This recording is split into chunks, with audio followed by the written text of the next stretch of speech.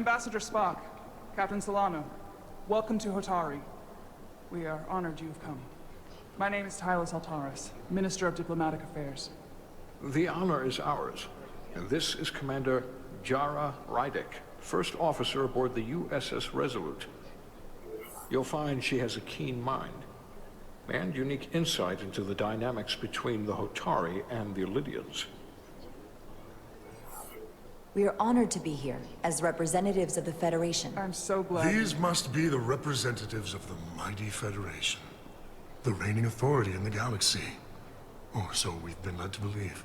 Whether that's true or not remains to be seen.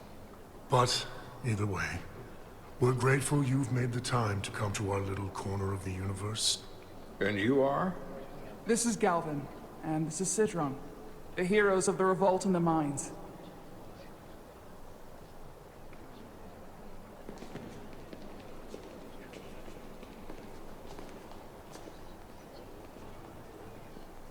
Let's hope this is the last time we ever have to come here.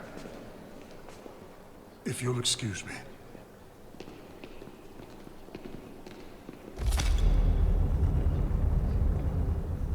I think we're about to begin. Did you hear the arrogance from that guy? I don't know what we're walking into here, but that guy was something. Something about his tone tells me this won't be easy. That was my sense as well. I doubt he speaks for all of Hotari, so I would urge patience until we speak with their queen.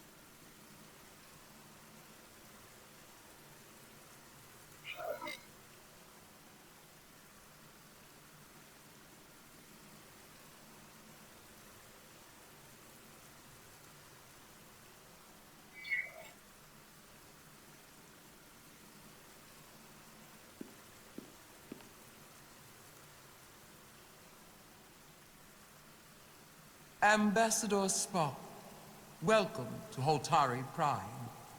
The honor is mine, Your Majesty. That the Federation would send one of their most respected representatives is not only an honor to the Hotari people and their queen, but a recognition of our stature and importance. Let's get on with it, shall we?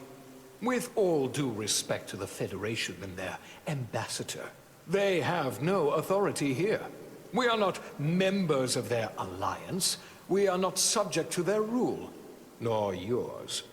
We demand the immediate return of all mining operations to Lydian control, as it has been for centuries and will be for centuries more. That has always been our understanding. That understanding has changed. Then you invite war! And if you cannot remain silent, you will be silenced. But his point is well taken. What is the Federation's interest in this matter? Perhaps you would have us trade one oppressor for another? The Federation remains neutral. Our only interest is the peaceful resolution of this conflict. We are here at your request, Your Majesty. For now. Saying this wouldn't be easy was an understatement. I thought they wanted us here.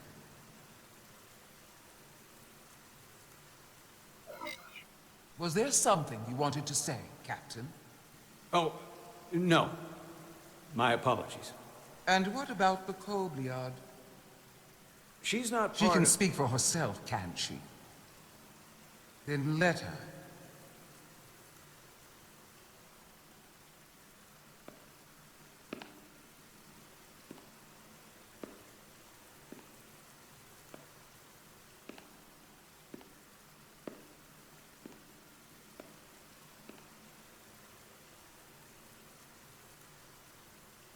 Now then, what is your name?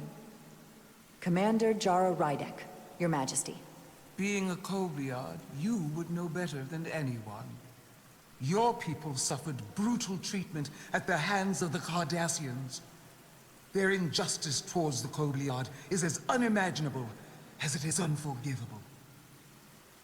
Not unlike how we have been treated by the Alidians. As much as they'd have you believe they are the victims here, remember it was the Hotari who attacked us. Hundreds of innocent Alidians were slaughtered without mercy in those mines. The blood is on their hands, not ours. Quiet!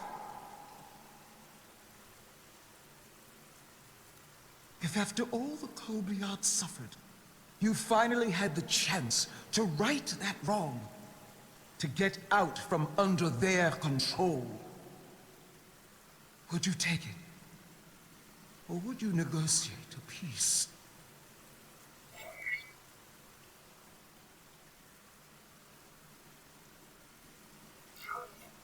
There is no remedy for what the Kobliad suffered. And I fear who we might have become in pursuit of it. There is no justice if the oppressed become the oppressor. So I would willingly accept a peaceful resolution if it were offered. That is the real opportunity. Perhaps, Commander Rydek. Perhaps. Unfortunately, that was not the case, was it? No, it was not. Peace is often elusive to those who need it most. The Federation is the most powerful, most advanced alliance in the galaxy.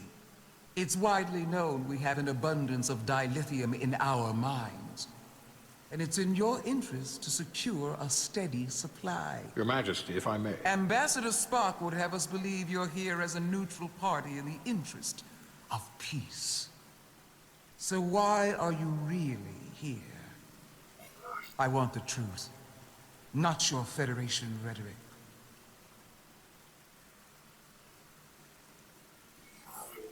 As Ambassador Spock has said, we've come seeking a peaceful resolution to this conflict, and have no interest in your dilithium. I'm not nearly as naive as you must think. The Federation has done business with the Alidians for decades, which makes me question your motives. What they haven't said, but cannot deny, is a simple truth. The dilithium trade would not and will no longer exist without Alidian involvement.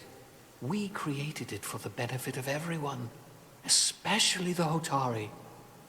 We've given them warp technology. We've let them share in the profits. We've made their lives infinitely better than before dilithium was discovered.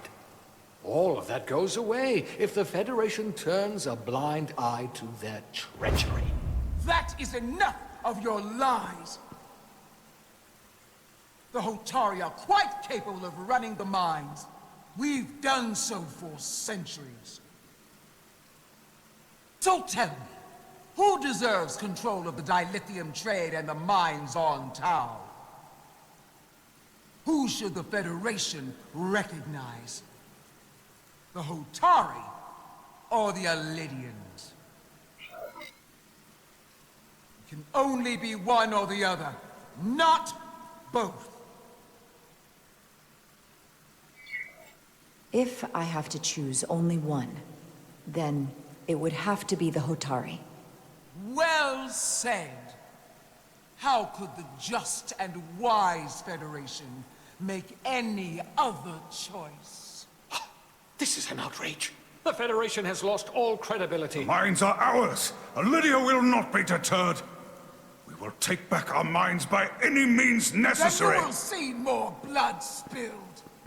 I am more than willing to address your concerns, Your Majesty. Yours as well, Representative. But I suggest we could have a more productive conversation with a smaller group. Perhaps only the most essential representatives.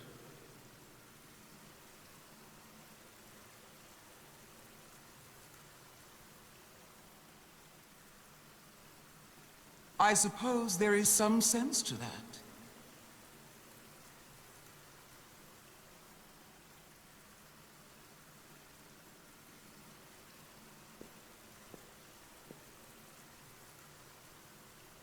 I hope we meet again, Jara Ryder.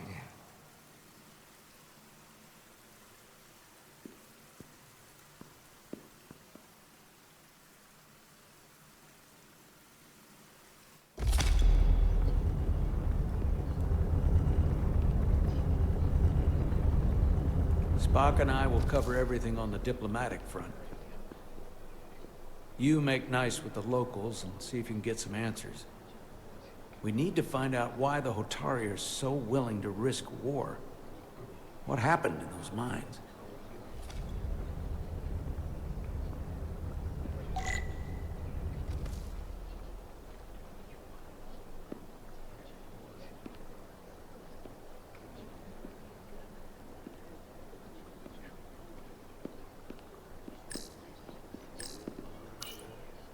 Commander, I'm glad you've chosen to side with the Hotari. I knew the Federation would see through the Elidians' baseless claims and protect the interests of my people. Even though the Hotari should have control of the mines, some of the Elidian claims are still valid. There you're wrong, but we can agree to disagree.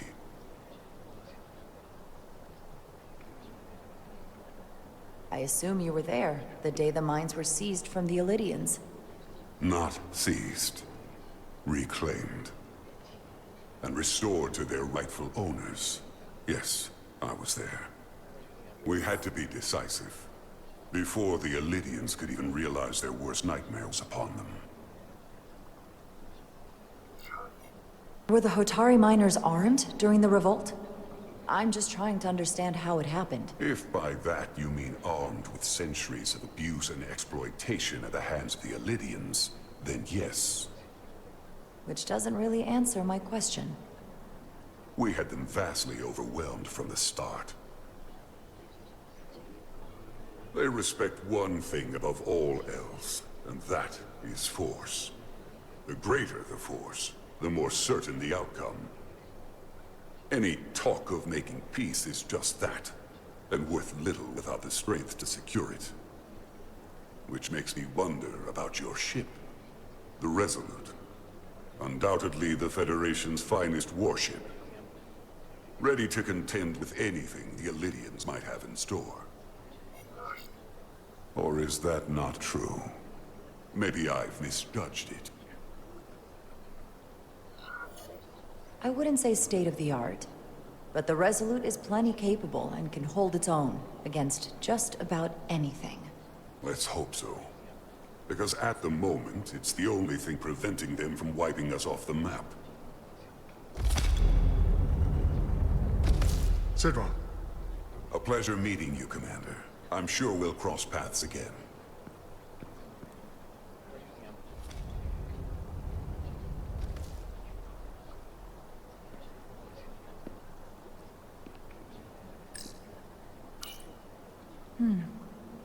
Soothing.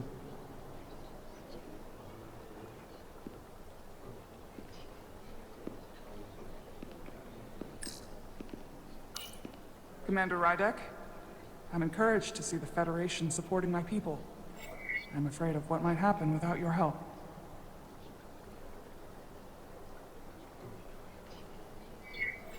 I'm glad to hear it. I just hope you're not the only one who feels that way. I apologize for that. These are unusual times, to say the least. Much is changing. I saw you speaking with Sidron, our national hero. I'm curious, what did he say? He seems to be of the opinion that negotiating for peace is a waste of time. Because force is the only blunt instrument he understands. He's a miner, not a diplomat. For the first time in our history, the Hotari have the upper hand. We see ourselves as strong instead of downtrodden. New voices have risen up. Old voices shouted down. Galvin and Sidron have become national heroes. Now, they have the Queen's ear. Better or worse, depending on your perspective.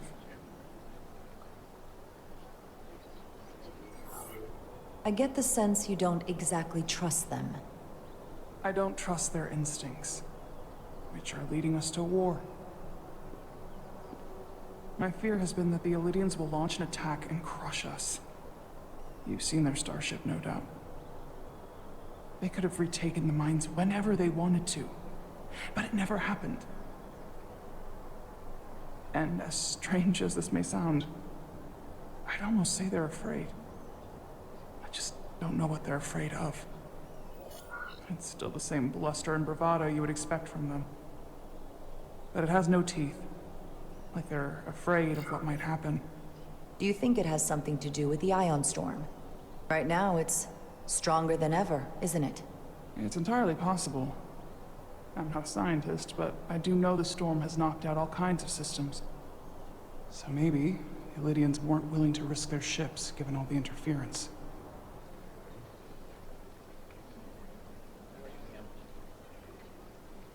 Since the day of the revolt, Galvin has seized control of the mines and restricted all access. No one's allowed without his personal authorization. And they've taken over a section of the palace with just as much secrecy and security. I'm told it could be something they brought back from the mines. I've made inquiries, but everyone pretends it doesn't exist. I strongly suspect they're hiding something. Are you sure of this? It's been the talk of the palace since the day of the revolt. How can we know?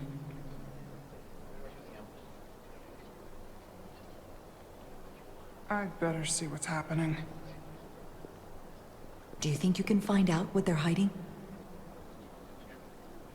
I need to see proof of something before I can make my case to the Federation. I can try, but even if I found it, I might not know what to make of it. Take this. You can use it to capture whatever you find, and then send it to me.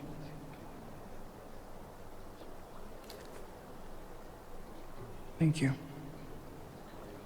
I will let you know what I find.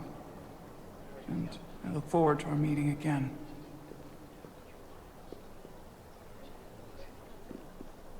Sorry, I couldn't help but notice you were speaking with the Hotari this whole time. I figured in the interest of fairness, I should offer another perspective. Of course. I'm probably not telling you anything you don't already know, but these negotiations rely on the Federation's neutrality, as does any hope you might have for a supply of dilithium in the future. So, why you would choose to side with the Hotari escapes me.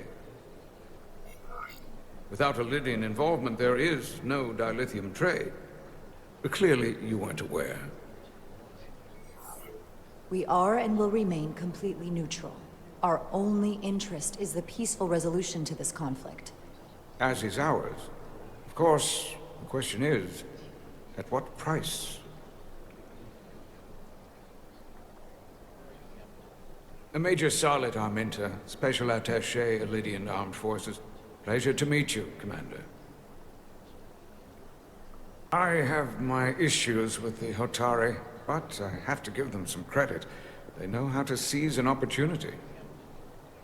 Inciting an uprising the same day as a massive, once-in-a-lifetime ion storm. Our assumption was that this storm was just an anomaly. Yes, a very convenient anomaly. At least that was what we were told. Of course, I wasn't there. But who am I to say otherwise? Something tells me there's more to the story. So what really happened? Well, the official story is that it was the storm that enabled the revolt. How else do a bunch of unarmed, unorganized miners seize control of an entire moon, much less thousands of mines? But I've talked to people who were there. They tell a different story. They say they're lucky to have escaped with their lives. That it was more than just the storm. That somehow the miners were able to harness the energy from the storm. I know it sounds crazy. I'm not even sure I believe it myself.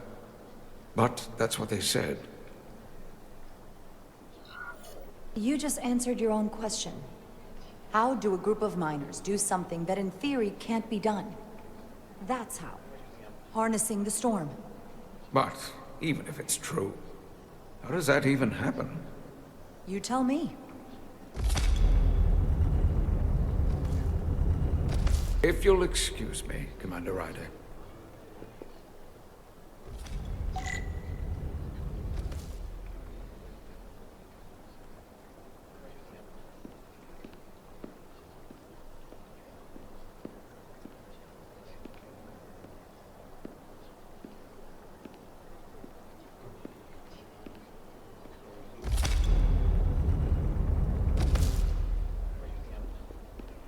Well, that was a disaster. What happened? The Hotari refused to concede anything, so the Elydians stormed out. The Hotari did not invite us here as peacekeepers. I hope your efforts were more fruitful than ours.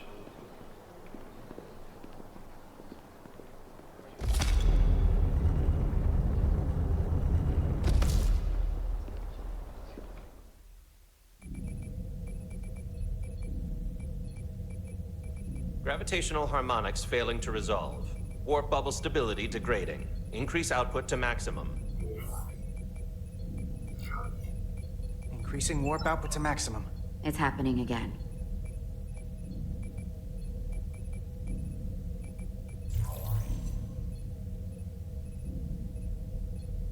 It is evident that presently, the Resolute cannot achieve warp propulsion. Since our diagnostics rule out any problems with our warp systems or anything about the ship, the problem appears to be the fabric of space itself. Space itself? You're saying something about this region of space prevents warp travel? Prevents it, or can't sustain it. However improbable, that appears to be the case. We need to know more. Otherwise, it'll be an extended stay in the Hotari system. Well, couldn't we slowboat it out of here at impulse speed? It may come to that, but we don't know how far this warp dead zone extends. Captain Solano is on his way back from the negotiations, and I want to have some answers for him when he gets here. Indeed. Given the facts at hand, we may be able to deploy subspace probes around the ship to construct a clearer picture of the phenomenon. Around the ship. I'll prep a shuttle.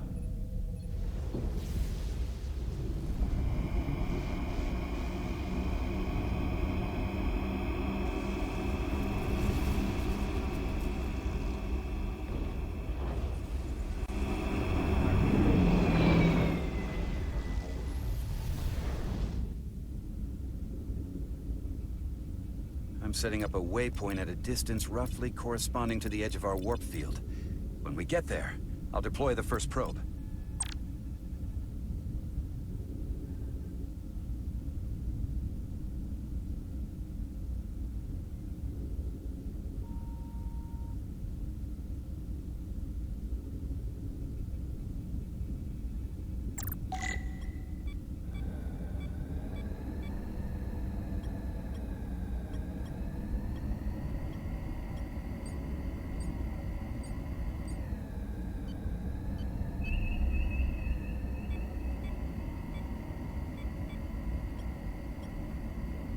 Commander Westbrook, the Resolute systems are calibrated to receive the probe's readings. We are standing by to reproduce the warp field collapse after the first probe is deployed. Thank you, Mr. Chovak. We'll be in position shortly. And, Mr. Diaz, do take care in piloting the shuttlecraft. Now is not the time to indulge in the human penchant for joyriding. Chovak probably isn't such a fun guy to work for, huh?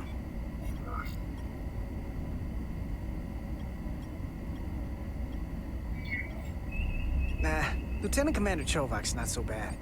You know, once you get used to him. And, I've learned a lot working under him. I have a feeling I'm going to have to work harder to be a political animal like you, with this new first officer coming aboard.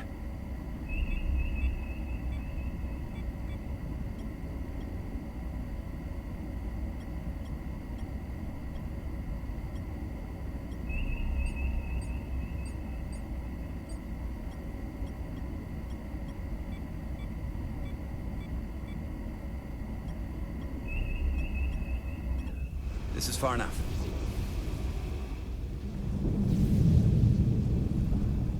Transporting the first probe into position.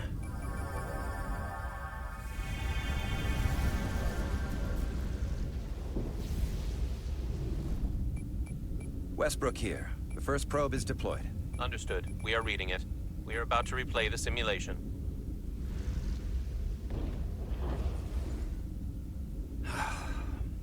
Problem? I just can't get a handle on her. Commander Rydek. She rejected my plan to use a deflector pulse against the storm surge. But on the other, she did listen to my advice and use the whole polarity trick to get you through that excursion alive. I'm not saying there's anything wrong with the new XO. I'm sure she's a fine officer, even if we don't see eye to eye. But she didn't go through what the rest of us did. You know that. And it's hard to figure out why she'd be the one Solano chose instead of, well, one of us. I've heard some good things. You should at least give her a chance. I'll take that under advisement. Test is running. Warp field collapse in 3, 2, 1, mark.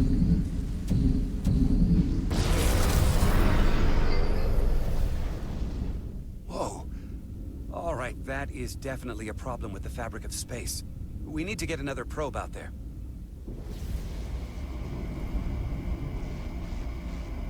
With 2 points of data, the Resolute and the probe, we've managed to get an interference pattern.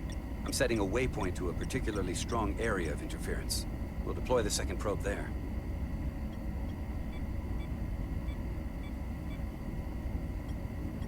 Listen, I'm gonna give you a piece of advice I wish someone had given me.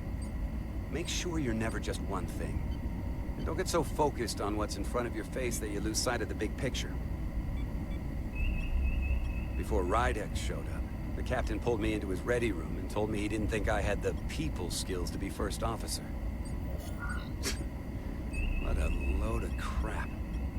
I mean, if he'd said that about Chovak, sure. Well, if you're asking, I think you're a people person. After all, here we are. Me, an enlisted officer. You, one of the senior staff. Talking like old buddies. I should send Solano to talk to you. Bring him on. I'm sure you can handle him. You've got potential. You're a capable engineer. You're good in the field. Keep up the good work, and who knows? A solid jack of all departments like you could be Commander-in-Chief of Starfleet one day. Hell, Admiral Jellicoe started as a shuttle pilot. And there are places to go in the enlisted ranks, too. You know, I'd be the best leader Starfleet ever had. Lower decks always have to fix all the problems Command causes. Maybe I'd just save everybody some steps. Well, don't forget about us little people when you're running things. Of course not. You gotta remember where you came from.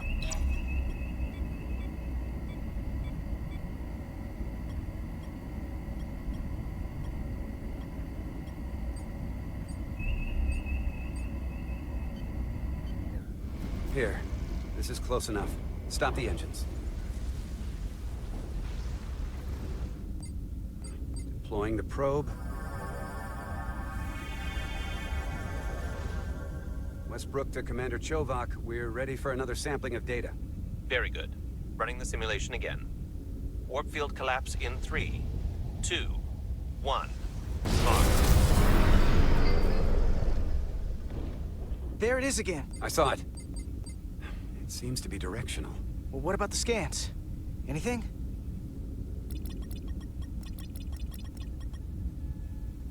Here's the readings in relation to our local space. We've got the Resolute, Otari Prime, and the probes. All this interference is overloading the sensor buffers. We're gonna have to triangulate the sensors manually.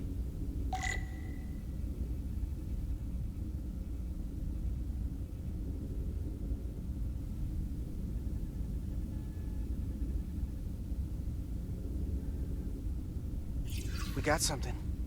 These markers indicate peaks in the gravimetric interference patterns. Let's see if I can find some more.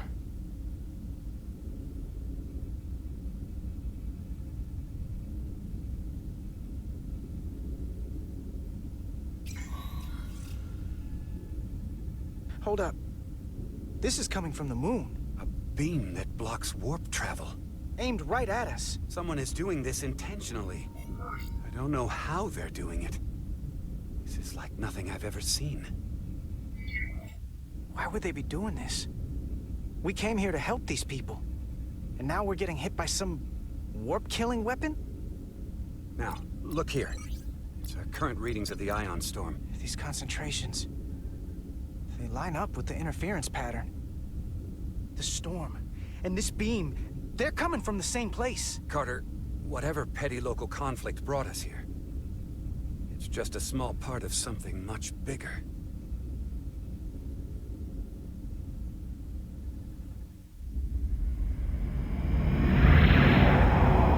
Presently, we don't have an explanation for how they're doing this. One thing is clear. This is no fluke. Thank you, Mr. Westbrook. I want a full briefing when I'm back on board. Solano out. A targeted weapon that inhibits warp travel. Coming from the moon Tau. That would explain the difficulties my shuttle encountered. More importantly, the tenor of the Hotari during the negotiations. And here I thought the Elydians would be the problem. Coming to peace talks in a warship. This wasn't supposed to be so complicated. I don't know why the Hotari wanted us here, but it wasn't to negotiate. Clearly, peace is not their intention. Then what is? Why go through this charade? Tylus, the Hotari representative, said she thought they found something in the mines. Galvin and Sidron brought it back to the palace, but they're keeping it under tight security. She's going to investigate it. I gave her my tricorder. I expect she'll contact us soon. You found an ally. Why would Tylus help us? Go behind her people's back? It's a fair question, considering. She doesn't like the way Galvin and Sidron have been manipulating the situation. And the Queen. Working with us to go around them isn't the same as betraying her people. That may be true. She's certainly more likely to help than the other Hotari we've met. That raises another question. Specifically, what do the other Hotari have to gain in bringing us here, only to make this hostile maneuver against us? There must be some motivation. Unless they changed their minds between when they asked and when we got here. That's the thing. It doesn't make sense to bring us here. Tylus said that Galvin and Sidron have restricted access to the mines, even to the Hotari. So they don't want anybody to learn what they've found. Then calling in the Federation is a funny way of going about it. I don't think the Elydians know what's really down on that moon either. Major Arminta said the revolt defied explanation. That the Hotari miners somehow harnessed the energy of the storm. Harness the energy of the storm? Doing that is beyond even our capabilities. So is a weapon that disrupts warp travel. There have been civilizations and entities, both past and present, far more technologically advanced than the Federation. The Elydians and Hotari don't fall into that category. But that is all the more reason to investigate further. Commander Rydek, sorry to interrupt. We've received an urgent call from Hotari. The Queen's advisor, Tylus, has asked to speak with you. Put her through.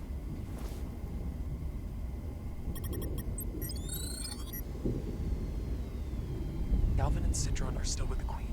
I've enlisted help to gain access to the room they have under guard. I don't have much time.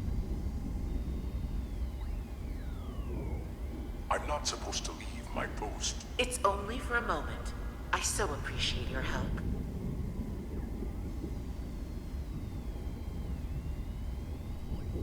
I found something. I'm sending you a scan.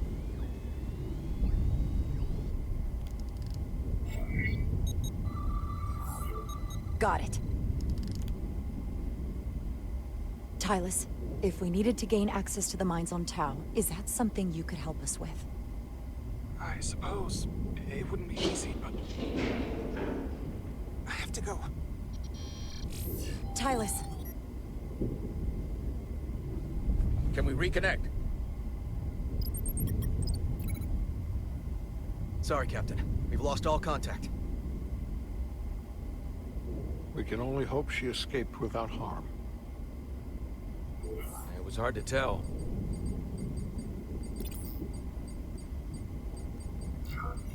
Tylus wouldn't have offered to help if she didn't know what she was doing. That's a lot of faith in someone we barely know. Let's see the scan of whatever the hell that was.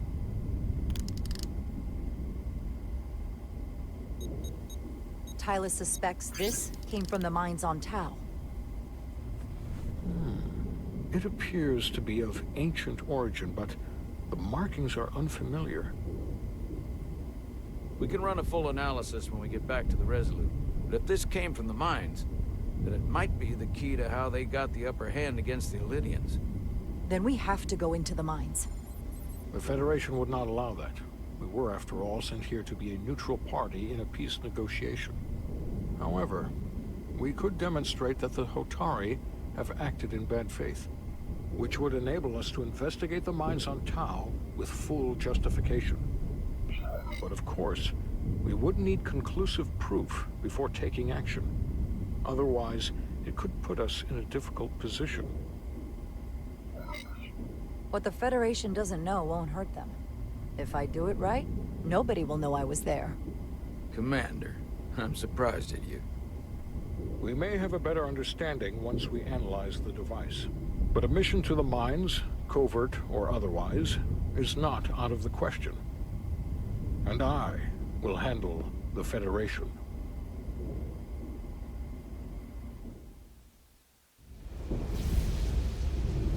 As I was telling Carter, I want all the data I can get on this warp problem.